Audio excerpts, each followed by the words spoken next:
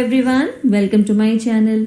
In the continuation of the law of crime, wherein I have already discussed that what is crime and what are the stages of crime, today I will discuss about the mens rea.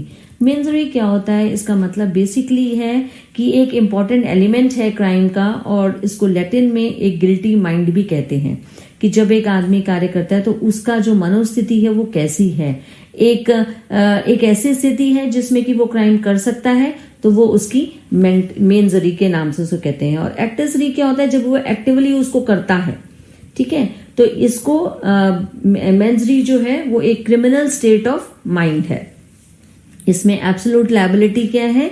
जो कि किसी भी कार्य को करने के लिए, किसी भी क्राइम को करने के लिए कोई प्रूफ ऑफ मेंटल उसकी स्थिति ऐसी है, कोई प्रूफ नहीं है हमारे पास, और पर उसका एक जो क्राइम हुआ है वो एब्सोल्युटली हुआ है, दैट इज एब्सोल्यूट लायबिलिटी। और स्ट्रिक्ट लायबिलिटी क्या है? एक से ज्यादा या सिर्फ एक ही कार्य ऐसा हो जिसको जब उस बंदे ने किया है तो वो प्रूफ करता है उसकी मेंटल स्थिति को, और जिस वजह से ये क्राइम हुआ है। मतलब ये अगर ये उसकी मेंटल स्थिति है, तो जो उसने कार्य किया है वो इनिशियली ही वो उसको जो रिजल्ट है उसका वो हम बता सकते हैं कि अगर इसने ये चाकू उठाया है तो वो मर्डर हुआ होगा। एक पॉसिबिलिटी है कि उसका वो मर्डर हुआ होगा। अब हम इसको अच्छे से समझें तो इलस्ट्रेशन है कि अगर एक बंदा जो है वो झाड़ियों के पीछे छुपा हुआ है और जो दूसरा आदमी है उसे ये पता नहीं है कि वो यहाँ पे एक आदमी है छुपा हुआ, और वो उस पर एक शूट करता है या बंदूक से उस पर निशाना करता है, और वो ये सोचता है कि एक एनिमल है, पर वो कोइंसिडेंटली उसका बंदे का खून हो जाता है क्योंकि वो वहां छुपा होता है, तो वो उसकी मेंटल स्थिति को नहीं बताएगा। तो इसमें जो ए है वो कन्विक्ट नहीं होगा। पर अब इसमें ये नहीं है कि वो कन्विक्ट नहीं हुआ तो उसका कोई चार्ज नहीं होगा, उसको कोई पनिशमेंट नहीं होगी। हाँ, ये वाला जो होगा वो क्रिमिनल कोर्ट में ना जा करके ये सिविल लॉ इस पे एप्लीकेबल होगा। पर अगर और दूसरी तरफ अगर वही सेम बंदा इंटेंशनली उस आदमी को, उसको पता है कि वो एक बंदा जो है वो वहां छुपा हुआ है और उसका वो खून करता है, उस सर्कमस्टांसेस ऐसी हैं वहां पे जो दिखती हैं कि उस आदमी को पता है कि वहां पे एक आदमी छुपा है और उसने फिर भी उसका जानबूझकर खून कर दिया है, तो वो क्रिमिनल लॉ के अंतर्गत आएगा और उसको उस तरीके से पनिशमेंट मिलेगी। मेंस रे को हम आईपीसी में इसको डाला गया है, और द प्रिंसिपल जो है मेंस रे का वो आईपीसी 1860 के अंतर्गत उसको एक रिजिड तरीके से नहीं लिया गया।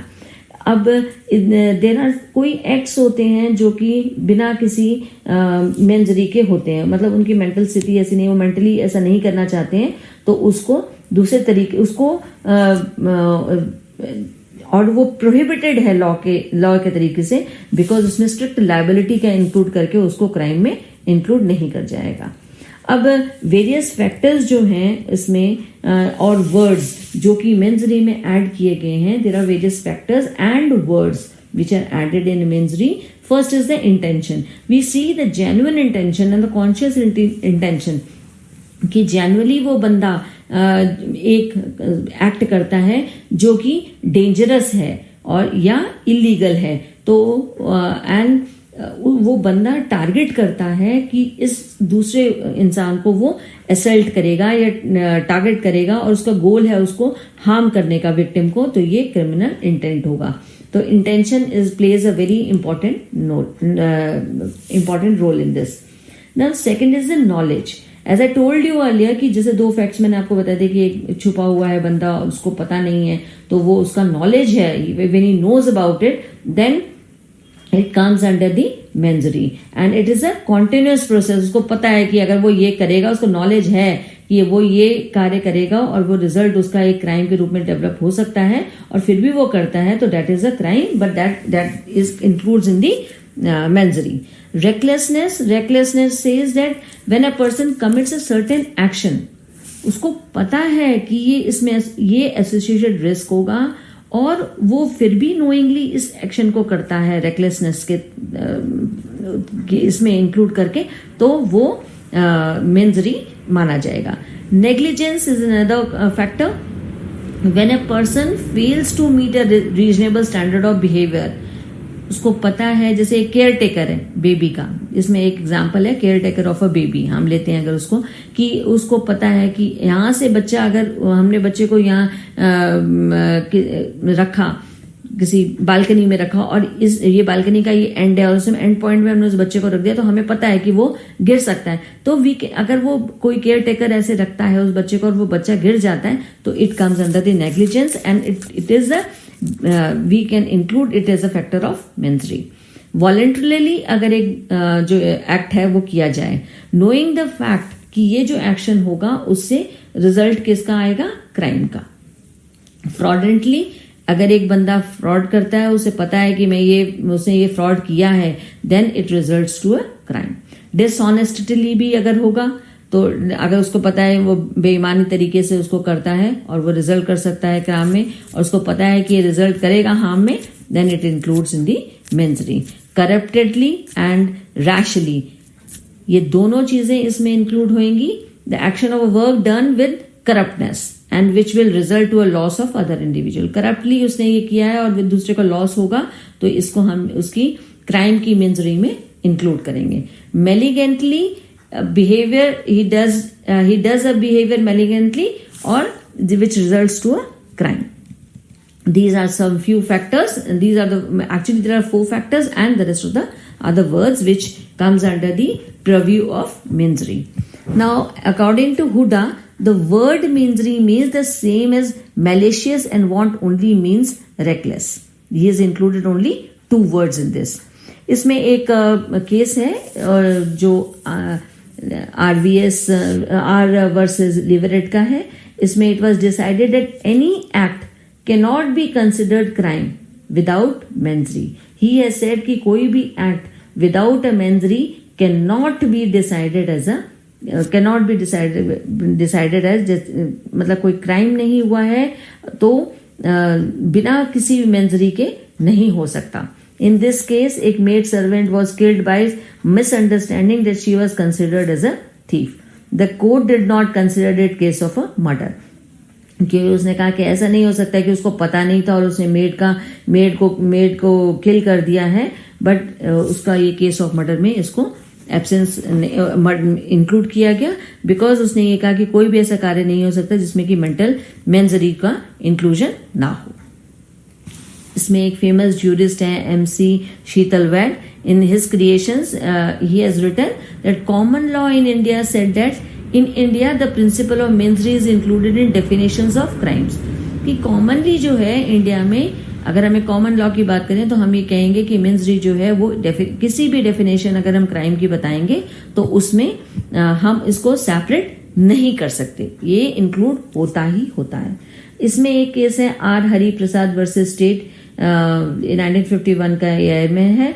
Supreme Court considered mens rea as an essential element of crime. इसमें हरि प्रसाद का जो केस था उसमें ये इंक्लूड किया गया सुप्रीम कोर्ट ने कि मेंजरी जो है वो फॉरमोस्ट चीज होती है। इसमें state of Maharashtra versus mayor हंस जॉर्ज का भी केस है, जिसमें सुप्रीम कोर्ट ने डिसाइड किया गया था कि unless it is decline to consider mens rea as an essential element of crime, criminal can not be considered guilty of a crime. कि अनलेस एंड अनटिल उसका हार्ट जो है वो मलेशियस है और वो करना चाहता है दिल से ये कार्य, तो उसने वो रिजल्ट करा है, उसका करना चाहता है, इसलिए ही वो एक्ट जो है वो क्राइम के रूप में प्रवर्तित हो गया। इसमें एक फेमस केस है स्वीटी वर्सेस पार्सले का, जिसमें कि जो हाउस ऑफ लॉर्ड्स था had to consider the offence of being concerned in the management of any premises used for smoking cannabis. Smoking मतलब उसको जो कैनबिस थे उनको जलाने के लिए काम में लाते थे, तो धुआं उठता था, तो उसमें ये माना गया सेक्शन 5 में कि डेंजरस ड्रग्स जो हैं वो डेंजरस ड्रग्स एक्ट में इसको 1965 में इंक्लूड किया गया कि the defendant was convicted despite having been unaware that her, उसको पता नहीं था, उस जो ओनर थी उसको ये पता नहीं था कि जो इसका घर है वो इसके लिए यूज होता है, और उसको कन्विक्ट किया गया कौन से इसमें डेंजरस ड्रग्स एक्ट 1965 के अंदर उसको कन्विक्टेड दिया गया। इसकी एक मैगजीन है actus non facit reum nisi mens sit री।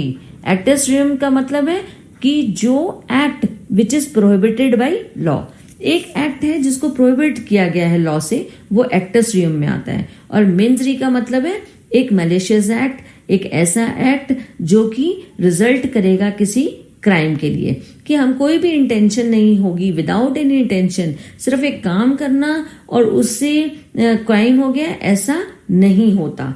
एक ऐसा मैलिशियस उसके दिल में है कि वो एक गलत काम करेगा और इसलिए उसने काम ये किया। मेंस री को, जैसे मैंने आपको पहले भी बताया था कि मेंस री को इंडियन आईपीसी के इंडियन पेनल कोड में एक रिजिडली इसको नहीं एक्सेप्ट किया गया, और कि भाई ये अगर मेंस री नहीं होगा तो क्या एक एक्ट जो है उसको हम क्राइम नहीं मानेंगे, ऐसा नहीं हुआ। So now if we talk about the conclusion, we conclude that every criminal offence requires both a criminal act and the criminal intention. एक क्रिमिनल एक्ट भी है और उसकी बंदे की इंटेंशन भी है, मतलब लैटिन में as the actus reus and mens rea. Mens rea जो है वो एक मेंटल एलिमेंट है एक क्राइम के लिए, एक उसकी बंदे की मनोदशा है कि वो ऐसा, उसकी जो उसने पूरा प्लानिंग किया है, उसकी पूरी एक डेलिब्रेट प्लानिंग है उसकी, और वो ये करेगा और उसकी इसलिए उसने वो क्राइम को किया है। उसको रिजल्ट पता था कि मैं ऐसे करूंगा तो ये the result may end to a crime. There can be no, अब इसमें एक बिशॉप ने दिया है कि there can be no crime large or small, छोटा या बड़ा, कोई भी क्राइम एक इवल माइंड के बगैर नहीं हो सकता। It is therefore a principle of our legal system as probably it is every other that the essence of offense is the wrongful intent। इसलिए ये कहा गया कि एसेंस किसी भी एक्ट का ये है एक रॉन्गफुल की, जब तक कि किसी बंदे की रॉन्गफुल इंटेंट ना हो तो जो क्राइम है वो एग्जिस्ट हो सकेगा। एक मेंटल रॉन्गफुल इंटेंट है उसकी इंटेंशन है कि ये एक्ट वो करेगा, रॉन्गफुली करेगा, और उसको पता, एक उसको अंदर उसके मन में पता है, उसका मन में उसे पता है कि ये एक्ट करेगा, एक इवल माइंड है उसका, तभी उसने वो कार्य किया, छोटा या बड़ा, और उसको रिजल्ट किया उसने क्राइम में। So without an evil mind no crime is possible. So first and foremost thing, as I told you, that seed of any crime is only mens rea, and which will decide the severity of a crime. Only mens rea does not decide to the fact that the act will result to a crime, but it is an important factor. As I told you कि rigidness जो है वो ये नहीं है कि भाई अगर mens rea नहीं हुआ तो ये बंदा, ये हम कहेंगे ये क्राइम ही नहीं हुआ है, उसने अनइंटेंशनली रख दिया था बच्चे को बालकनी के आगे और वो बच्चा गिर गया। No, that cannot be nullified. So I hope you understand a little about mens rea. And it comes down to a 5 marks question. So 5 marks का क्वेश्चन आएगा और आप इसमें अच्छे से गेन कर सकते हैं। If you write all these notes perfectly, you will be able to understand. Do repeat this mens rea because it's very important to understand. And I hope you understand. To share, like, and subscribe my channel to get more videos upon this. Bye bye and thank you.